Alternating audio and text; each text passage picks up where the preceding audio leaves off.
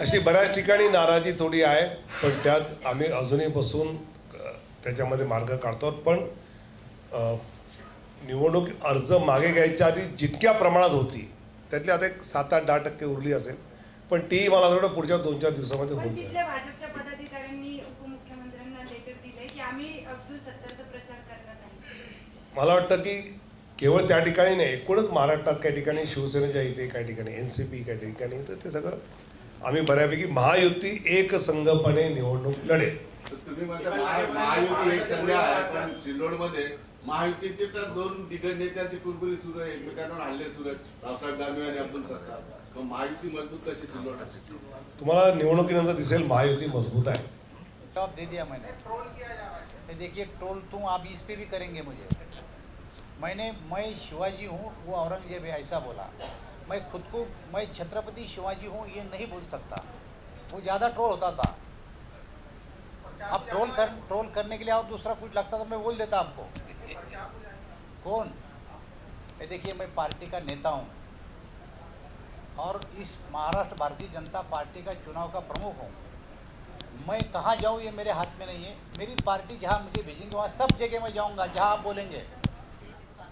अरे भैया मैं 100 बार बोला, एक बार और बोलूँ?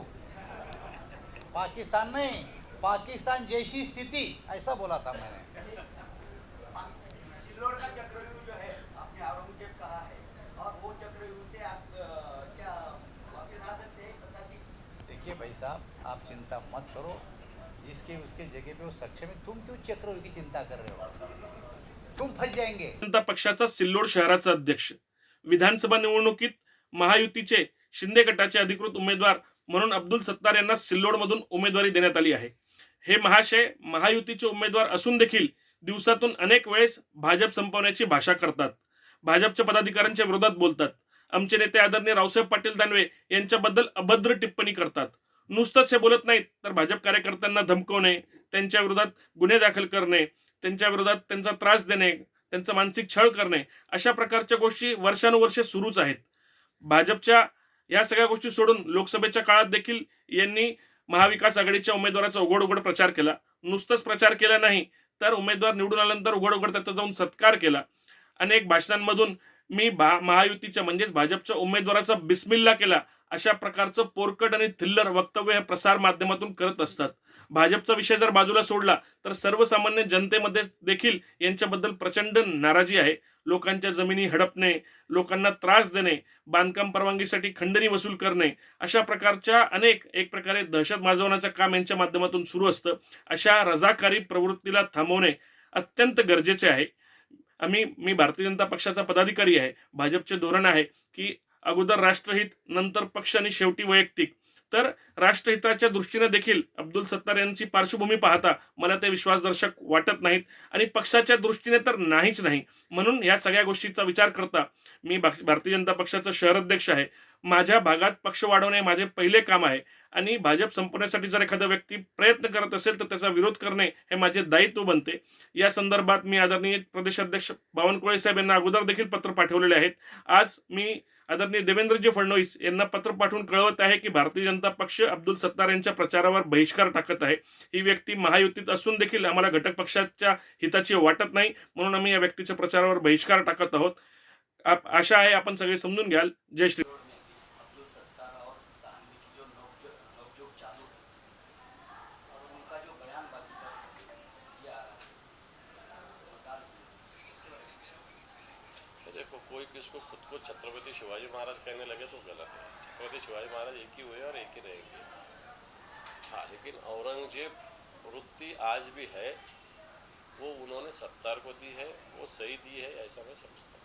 उन्होंने खुद को शिवाजी भी कहा. मैंने कहा छत्रपति शिवाजी महाराज एक ही है. कोई ऐसा मैं कहूँ मैं शिवाजी ऐसा नहीं बोल सकता. शिवाजी महाराज एक ही है. वो एक बार हट गए, सत्तार को हराने के लिए जो उन्होंने रणनीति तय की है, ऐसा लगता है? मुझे नहीं पता मुझे कुछ पता नहीं. वो 2 अलायंस पार्टी है, हम दोनों के खिलाफ लड़ते हैं. उन्होंने क्या रणनीति की उनको मालूम, मुझे नहीं पता. हां, ईमेलवर काही कंप्लेंट्स आमच्याकडे प्राप्त झाल्या होत्या.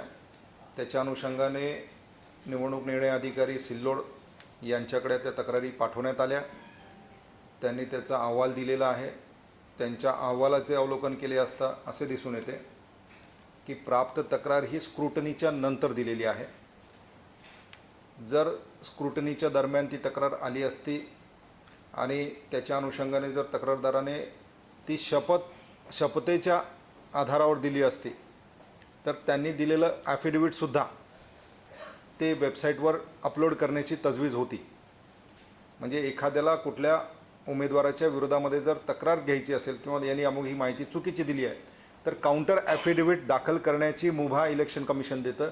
तर तशा स्वरूपाचे जर ॲफिडेविट शपथेवर जर दाखल केलं तर तेही त्या वेबसाईटवर अपलोड केलं जातं KYCवर, नो युअर कॅन्डिडेटवर. हां, जेव्हा समजा आता स्क्रुटनीच्या आधी प्राप्त झालेल्या तक्रारी जर शपथपत्राच्या आधारावर दिल्या तर ते शपथपत्रसुद्धा काउंटर ॲफिडेविट म्हणून अपलोड केलं जातं. यांची तक्रार ही स्क्रुटनीच्या नंतर प्राप्त झालेली आहे. ॲफिडेविटमध्ये काय दिलं आहे, त्याच्यामध्ये दिलेली माहिती योग्य आहे का अयोग्य आहे हे तपासण्याचे अधिकार निवडणूक निर्णय अधिकाऱ्याला नाहीत. त्याच्या संदर्भात इलेक्शन पिटिशनच्या माध्यमातून दाद मागण्याची तजवीज आहे. त्याच्यामुळे निवडणूक निर्णय अधिकारी याच्याकडे ॲफिडेविट दाखल करणं गरजेचं आहे. नॉमिनेशन फॉर्मसोबत परिपूर्ण ॲफिडेविट, त्याच्यामधला कंटेंट काय आहे ते व्हेरीफाय करण्याचे अधिकार ROला नाही आहेत. त्याच्यामुळे त्यांनी तो निर्णय घेतलेला आहे, तो अर्ज व्हॅलिड ठरवलेला आहे, त्याच्यावर प्रक्रिया पूर्ण झालेली आहे. या ग्रीव्हन्सच्या अनुषंगाने जर कंप्लेनंटला काही रेमेडी हवी असेल तर I think that will be the election petition. Sir ते 90 शाळा ज्या आहेत त्याची यादी मिळत असतात. मिळेल.